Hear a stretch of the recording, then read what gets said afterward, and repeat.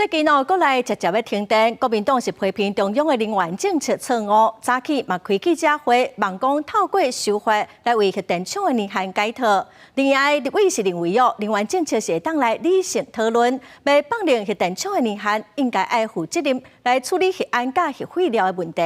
核安会是表示讲，这议题社会已经有真侪讨论，核安会会来尊重立法院的决议。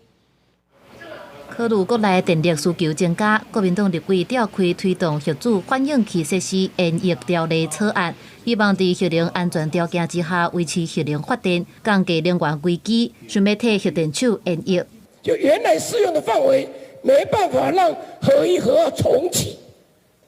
所以等于这个版本是让核一核二重启，核三延役。那为替核电厂延役的修法，立委是认为讲能源政策会使理性讨论，不过爱想讲要安怎负责任处理核安甲核废料的议题。核能要在延续的使用的前提，应该是要有负责任的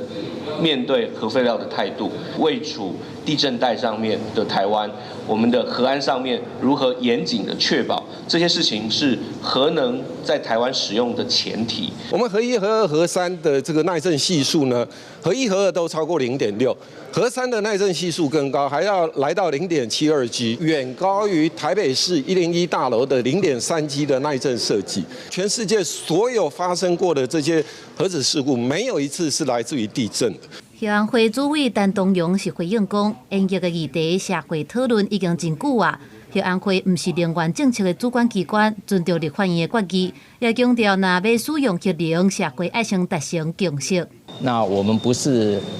能源政策的主管机关，有关修法，那我们当然尊重这个立法院的大家的决议跟共识。也若实务上敢会当伫核能安全条件之下依持核能发电，陈东荣也进一步表示讲，核二厂已经除役，核三厂也当咧运转，各别机组情形无同，台电爱先检视各机组的状态。记者综合报道。